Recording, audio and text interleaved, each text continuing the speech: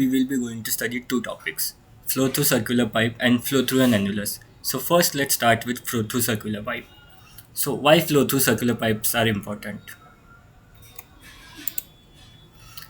The flow through circular pipes is one of the most fundamental problems of transport phenomena. It is widely used in applications such as pipelines, heat exchangers, and fluid transport system.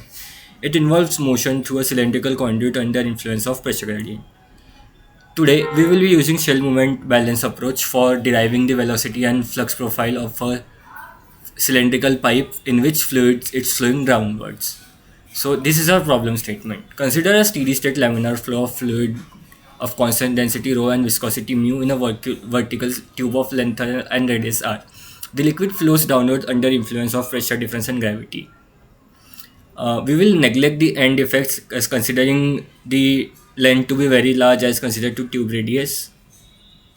Now, in for this case, we will be using solid fluid interface plane condition. That is a modified no-shift condition, which implies that at r is equal to r, velocity should be 0. So now let's see the problem and assumption of problem.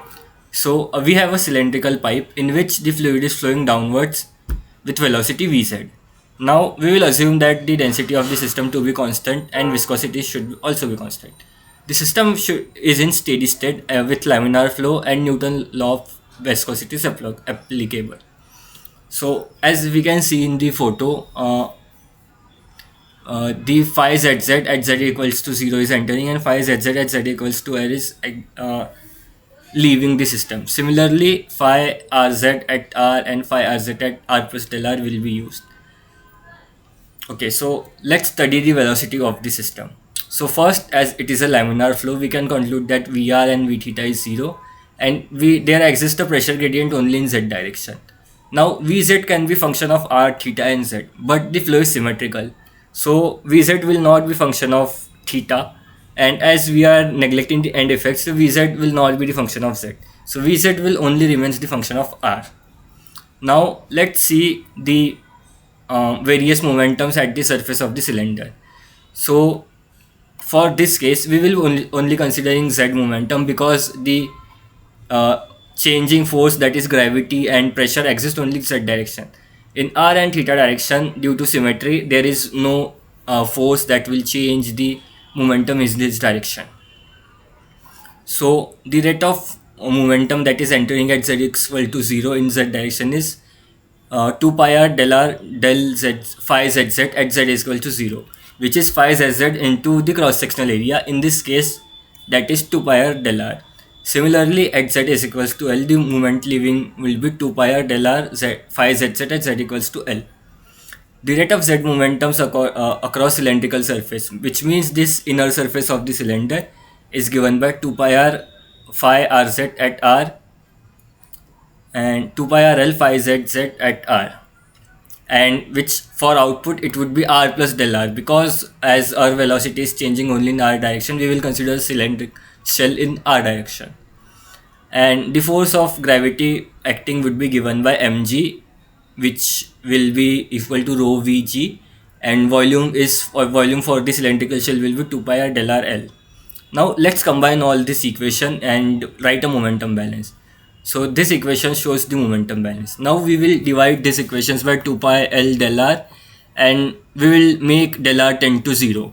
So we will get limit r tends to 0, r phi rz r plus del r minus phi rz at r upon del r equals to phi zz at z equals to 0 minus phi zz at z equals to L upon L plus rho g into r. Now the equation in left side is standard definition for first order derivative. So which is done here, that d by dr of r phi rz equals to the rest of remaining equation. Now let's analyze this phi rz and phi zz. So for phi rz we will get tau rz plus p vr vz, which is further tau rz is simply tau rz is put using Newton's law of viscosity, that is mu dv by dz dvz by dr plus mu vr vz, and phi zz is equals to p plus tau zz plus p vz vz, p minus 2 mu dvz dz plus mu vz vz, sorry, rho vz vz. So now as Vz is function of R only, so this term will go to 0, and as Vr is 0, this term will go to 0, and pressure is only a function of Z, so pressure will remain in the equation. Now the velocity Z is constant in pipe due to continuity equation, so this term will vanish from the subtraction of the equation. So this equation will be, after putting this equation 1.1 and 1.2, will be simplified to this equation 1.3, that is dy dr of r tau rz will be equals to p naught minus p rho g naught pl minus rho gl upon l into r, which will be written as modified pressure difference in modified pressure up by length into r, where modified pressure is p minus rho gz. So now equation 1.4 is a final equation for now. Equation 1.3 will be integrated, and equation 1 we will get equation 1.4, that is tau rz is equal to modified pressure change in modified pressure divided by twice of length into r plus c1 by r.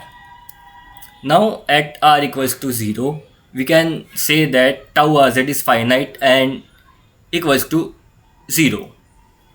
So for, and if we put tau rz equals to 0 and r equals to 0, then this term will go to 0 and this term will go to infinity.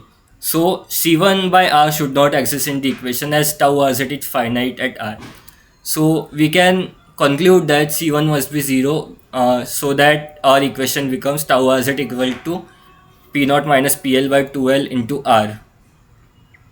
Now we will substitute Newton's law of viscosity in this equation, which will give us dvz by dr equals to minus p naught minus pl by 2 mu l by r. Now we will integrate this equation and we will get the velocity equation for this profile. Now to evaluate C2, we will put the boundary condition, that is at r equals to capital R, Vz equals to 0. So solving, we will get C2 to be p naught minus pl by p naught minus pl r square by 4 mu l. Hence velocity distribution would be found by this equation. Now this is a parabolic equation. So the velocity profile which we will obtain will be parabolic in nature, and the flux profile will be given by tau rz equals to p naught minus pl r by 2l, and it would be a two-part profile and with center at 0. So now let's calculate maximum velocity. The maximum velocity will occur at r equals to 0, and the value is given by p naught minus pl r square by 4 mu l. For average velocity, we will use the integral over the whole cylinder for the velocity in r direction. So that will make a double integration vz r dr d theta by r dr d theta. So we will get the value as p naught minus pl r square by 8 mu l, which is equal to half of vz max. That is equation 1.11. Now mass flow rate is given by multiplying the average velocities by cross sectional area pi r square. So the mass flow rate will be given by pi p naught minus pl r to the power 4 rho by 8 mu l, which is called as Hagen-Poiseuille equation. The force acting on the cylindrical surface will be given by surface area into the flux or shear stress. So that will become pi r square rho no, p naught minus pl. And further simplifying, we can get it pi r square p naught minus pl plus pi r square l rho g. This shows that viscous force is counterbalanced by the net pressure force and gravitational force. This is exactly what we will obtain by making force balance in the tube. So the limitations of the theory is that flow should be laminar, and that is Reynolds number should be less than 2100. The density should be constant for this study. The flow should be in a steady state. The fluid should be Newtonian, and the density should be constant, and end effects are neglected in this study for the cylindrical system. Now let's see a numerical on this. So glycerin is at 26.5 degrees flowing through a horizontal tube of 1 feet long and 0.1 inch of inside diameter. For pressure of 40 psi, the volume flow rate is given as 0.0398 feet cube per minute, The density of glycerin is 26.5. The density of glycerin is given to be 1.61, and we have to find the viscosity of centrifuge. So we will be using this Hagen-Poiseuille equation for this study, for this question. And for new, we get the, after putting the values, we get the value of viscosity to be 0.429 pascal per second. Now we should also check if our assumption holds in this case or not. So we will calculate Reynolds number, and after putting the value, we get Reynolds number as 2.41, which is far less than 2100, and hence our flow is laminar and our assumptions hold. So by using the length formula for length as 0.05 DRE, we get the entrance length of cylinder as 0.0007 feet. So this is all for the case of circular pipe, and now we will move to study of annulus. Now let's start flow through an annulus. So the flow through an annulus is just two pipes, that is two concentric cylinders stacked together. This type of flow is most commonly used in double pipe heat exchangers and lubrication systems. The geometry of annulus is defined by two radii. One is inner radius and other one is outer radius. Now the fluid flow between this region of inner radius and outer radius, and the flow is influenced by pressure gradient and fluid property and dimension of the annular space. Now we will assume that the liquid flow in upward direction under influence of pressure difference and gravity in annular region between two coaxial cylinders of radius kappa r and r. The assumption for this study would be steady flow, constant density, laminar flow, fully developed flow, and constant viscosity. The coordinate system for this study will be cylindrical coordinate with non-vanishing velocity Vz. The Vr and V theta would be 0 due to laminar flow, and Vz would be function of R only because end effects are neglected and because there is symmetry in theta direction. The pressure would be function of Z. Now we will calculate the momentum flux between these two surface of annular and velocity profile between the two surface. The cylindrical shell would be taken as R plus delta R, L and Z.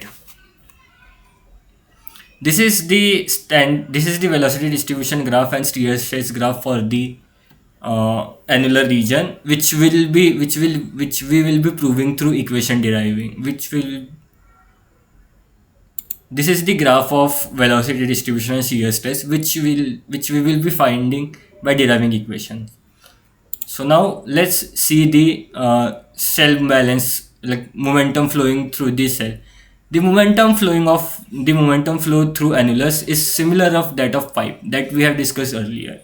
Now let's combine this equation and equate it to 0, then divide it by 2 pi r l del r, and then solve this equation using, then put first order derivative condition and get this equation. Now let's put phi rz is equal to tau rz plus rho vr vz, and phi zz equals to p plus tau zz and rho vz vz. So now this rho vz vz term would be 0 as would be 0 in this equation, as velocity vz is not changing. Rho vr vz would be 0 because vr is 0. And now let's put Newton's law of viscosity in it, and that becomes minus mu dvz by dr plus rho vz vr, p minus 2 nu vz by dz plus rho vz vz. Now as we have discussed, this rho vz vr vz and rho vz vz would be 0. The final equation becomes d by dr tau rz plus p naught minus p naught plus rho g naught minus pl plus rho gl. The sign of rho gl is rho g h z is opposite in this equation because pressure and gravity are applicable in opposite direction. The modified pressure term p naught and pl upon l r would be final result of this equation. Now integrating this equation, we get this condition. Now let's put Newton's law of viscosity and get the velocity profile for the equation. Now let's put the boundary conditions, that is at r equals to r, vz equals to 0, and at r equals to kr, vz equals to 0. Putting this equation, we get two simultaneous equations in C1 and C2, and by solving them, we get the value of C1 to be this and C2 to be this. Now let's put this C1 and C2 in our main equation. So we get the velocity profile as follows. Now let's take the equation for flux profile and put value of C1 in it. The flux profile is given by this equation. Now let's calculate the maximum velocity. As in this graph, we can see that the maximum velocity occurs at a particular velocity from center. So by studying, we can assume that at r equals to lambda r, vz equals to vmax. So now we will put lambda is in the equation and get the value of lambda, which is found to be this. And by getting value of lambda, we can get the value of vz max, the average velocity, and mass flow rate, and drag force on the wall, as we have derived in the case of pipe. Now the limitation of this equation is that it is only derived from laminar flow. Now let's consider this problem in which we have to find mass flow rate for the system of an annulus. So we will use this derived equation in this. Putting value, we get the mass flow rate to be 0.011 feet cube per second, and the Reynolds number was found to be 1110, which is less than 21,000, and our laminar flow assumption holds. So this was all for today and for the flow through circular pipe and annulus.